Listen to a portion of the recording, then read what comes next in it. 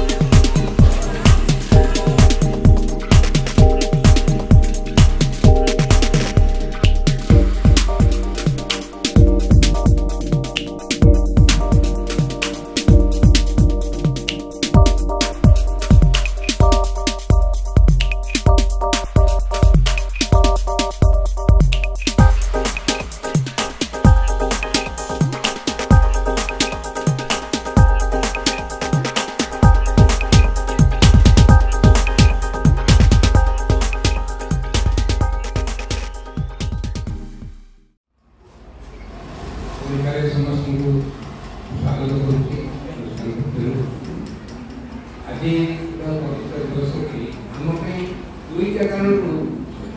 ବହୁତ ତାତ୍ପର୍ଯ୍ୟ। प्रथम था बहुत दिन आम समस्त गोटे अभ्यास था जे आम माँ को माँ गोटे भल प्रकोष्ठ प्रतिष्ठा करने बहुत दिन आम इच्छा था। आज से इच्छा पूर्ण हो। द्वितीय कथा ये ओडिशा को विशेषकर जो मैंने माँ श्री अरविंद वार्ता नहीं ओडिशार फल माँ श्री अरविंद वार्ता को पहुँच माँ श्री अरविंद शिक्षा को जो मैंने प्रचार कर प्राय समस्त कर्मकर्ता जोटा कहे कर्मकर्ता मैंने समस्त उपस्थित विशेषकर अभि भाई को अनेक अनेक साधुवाद देवी धन्यवाद अर्पण करेंगे आप सत्वे मोर रिक्वेस्ट अच्छी आप आसे स्कूल आशीर्वाद कर बड़ भाग्य आउ समस्ते जो मैंने अच्छा विशेषकर आज पर्वटा को आम आज पॉलिटिकल सारी सरकारी पर्वे आरम्भ गोटे यहाँ हूँ आध्यात्मिक शिक्षा केन्द्र आध्यात्मिक परिवेश रही आम चाहूँ आध्यात्मिक जगत में जो मैंने प्रतिष्ठा लाभ कर जो साधना बहुत आगे जाइए विशेषकर पूर्णजोग अधिकांश पूर्णजोग साधना मैंने आसिक आम विद्यालय प्रांगण रही आम समस्त को आशीर्वाद ये दिन भी बहुत मुझ अमिल भाई तो ओडिशा घरे घरे वंचित जो मैंने मातृ सेवा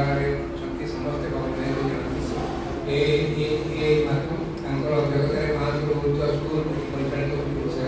सब बड़ कथा आत्मता समस्त स्नेह समस्ते केत जन जानते कि नहीं ये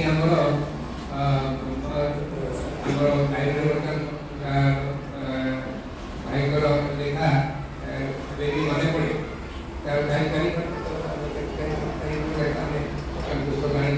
आशा करें समस्त टीचर समस्त स्टूडेंट से बही पढ़ू अवुल भाई चमत्कार लेखा अवुल भाई एकाधार केवल लेखक गायक केते टैलेंटेड आ गोटे अत्यंत आध्यात्मिक पुरुष समय बहुत बहुत उच्चार से आप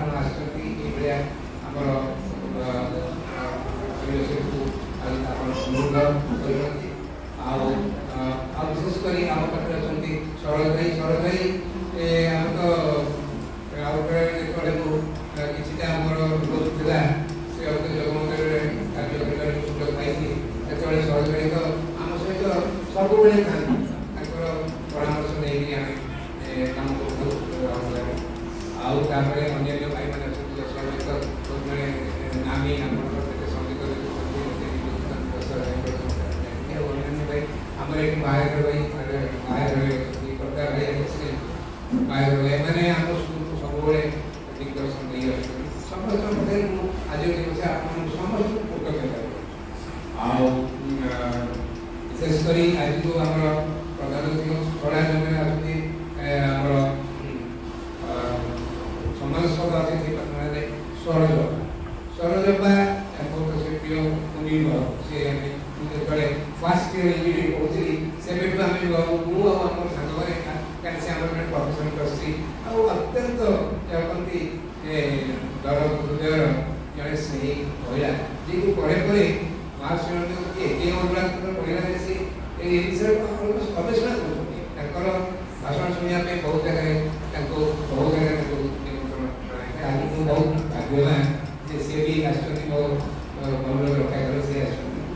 आउ जड़े महिला अच्छा जो मैंने आप बेसी जान कि होटेल जगत में जहाँ बहुत जहाँ सम्मान कर प्रथम कथा श्री जीतू महांती जी होटेल जगत में जड़े बड़ ना ओडिशा बाहर बड़ ना सहधर्मिणी अच्छा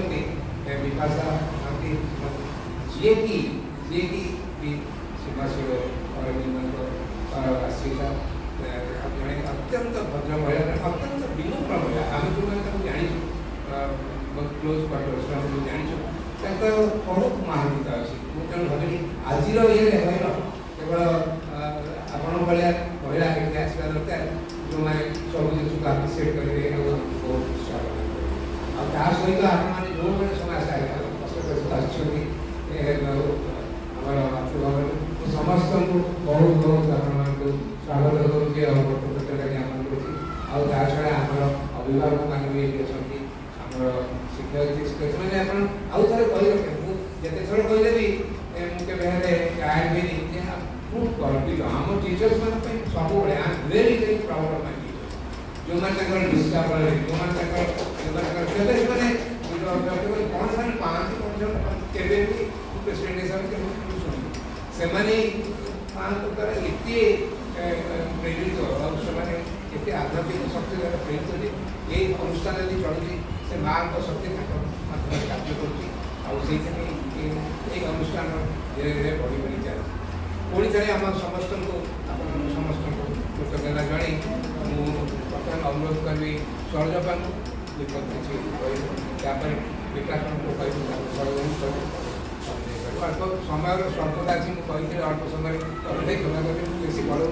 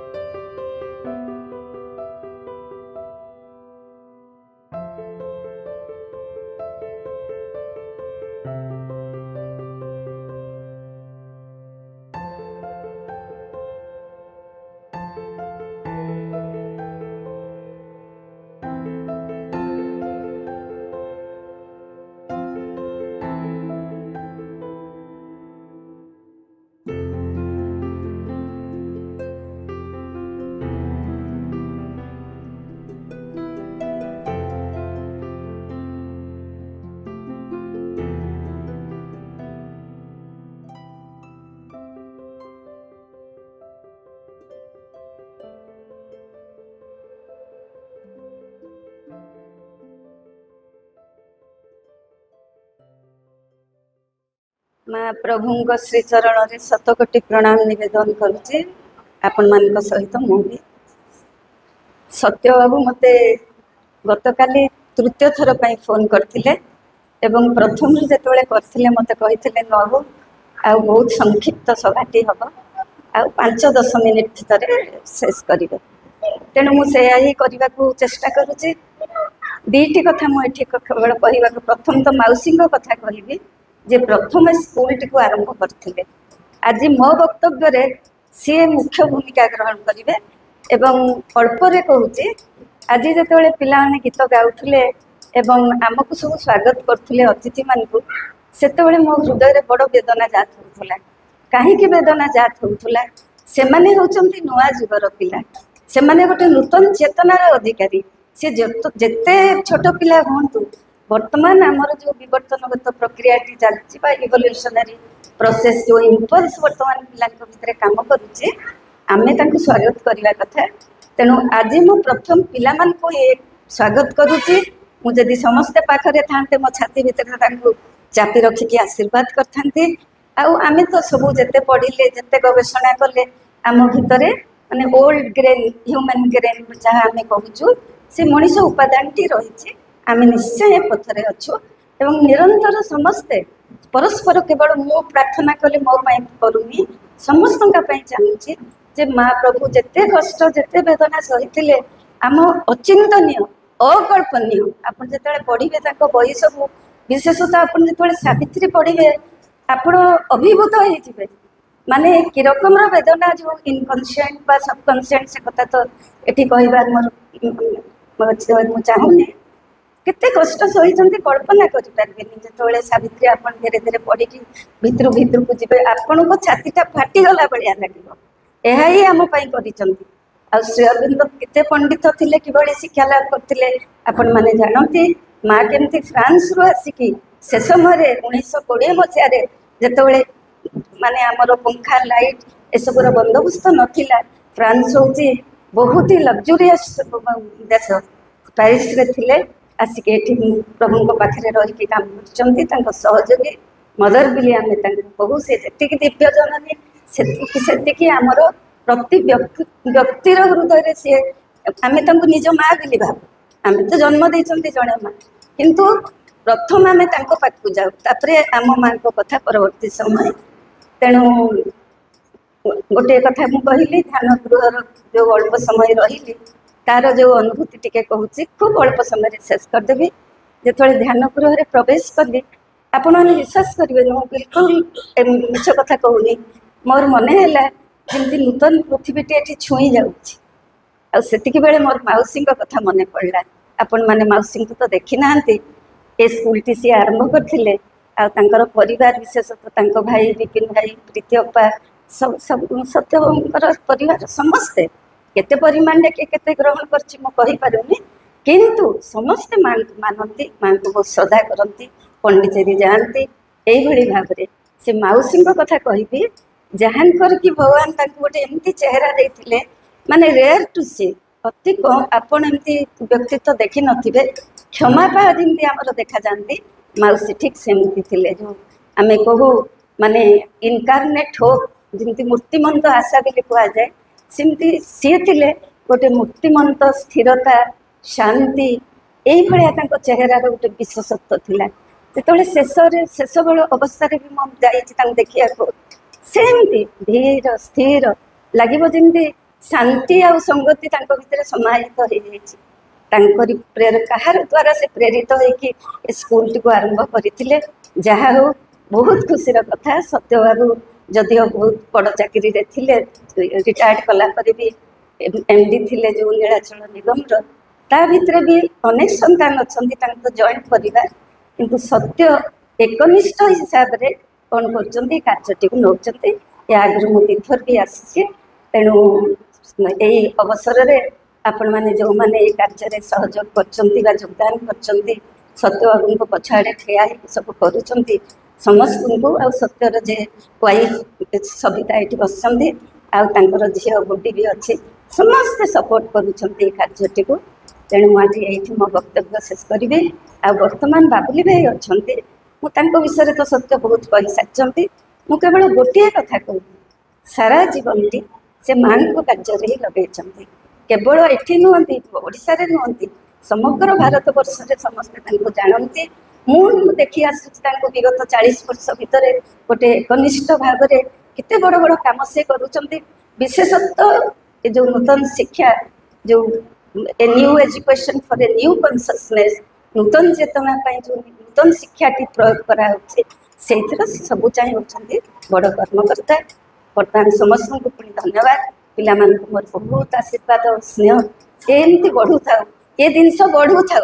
ये केवे पछकू न जाऊ बहुत जगह देखा जाए बहुत आग को चल जाती पुणी टिके ये हुए ये आग को बढ़ रही जय हिंद। श्री सरविंद को चरण कमल प्रथम मोर कोटि कोटि प्रणाम आपण समस्त को मोर नमस्कार आउ अभिनंदन। देखो मोर किसी अभ्यास ना केवे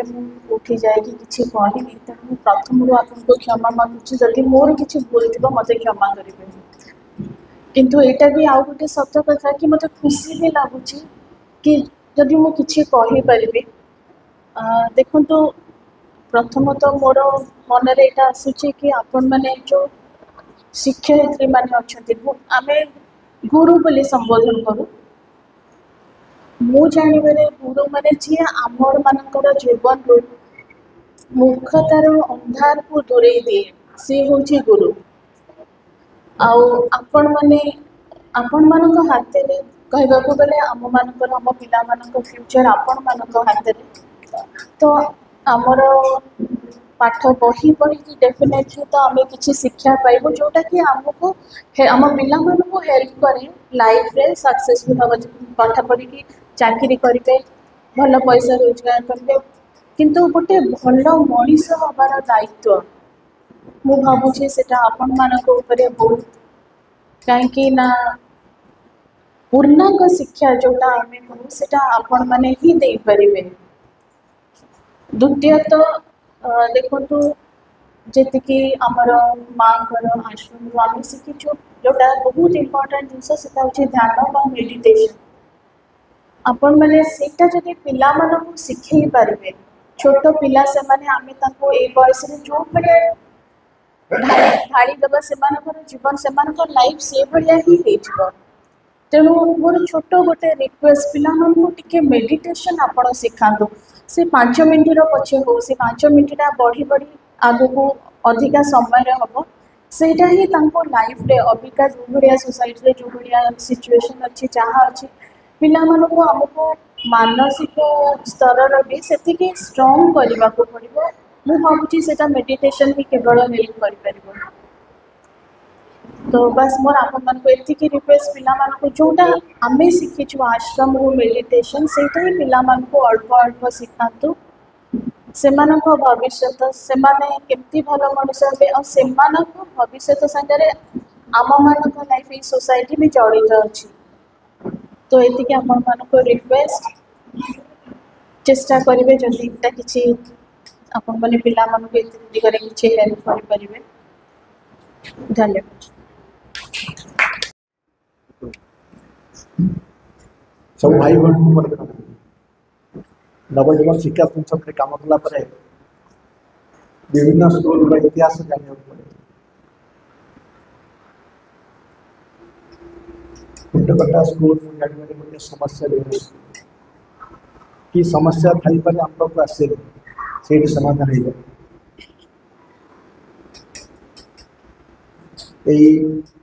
स्थिति को बजाय रखु काम को सत्य भाई परिवार के दायित्व पापा भाई सत्यनिष्ठ ही कम कर आगे धारा बजाय प्रार्थना कर। आदरणीय भौणी माने एवं श्रद्धेय भाई माने आप समस्त आंतरिक श्रद्धा शुभेच्छा और कृतज्ञता सह स्वागत करुचे एवं अभिनंदन जनाऊँ। दयाकोरी सत्य भाई एवं सरोज बापा मो विषय जहाँ कहले दयाकोरी डिलीट कर दिखाँ संपूर्ण मिछ मत श्रद्धा करते मुझे गोटे कहीदी मुझे किसी नुह माँ सहित कार्य कर कृपा माँ कृपा फल कि सुजोग पाई माँ कम करने जीवन व्यापी कार्य करुँची मोर जहाँ सौभाग्य ना योग्यता दृष्टि किसी नुह कहीं नहीं आप जो बहुत थे कि मुझे भी बहुत बेसी कैपेबल थे। ये जो स्कूल खुंटकटा स्कूल मु जदि हिसाब रखी तेज अति कम 10 बार आसवी मु भावी मिनिमम 10 थर ये अपा हाँ कहला सब देखी बहुत थर न भाई मु देखे सरकारी पैसा किसी आम जरिया आसे आम पैसा नुह सरकार पैसा मिले आसे एवं न भाई अपेक्षा कर बसिक नहीं आसती एवं सब जहाँ सत्य भाई कहते बहुत बहुत अवस्था शोचनीय थाए मझे मझे आ स्कूल परिवेश खूब बेसी भल न थाए अपा मान तो थिले देखते खूब बेसी भल परिवेश न थाए गोटे एनकरेजिंग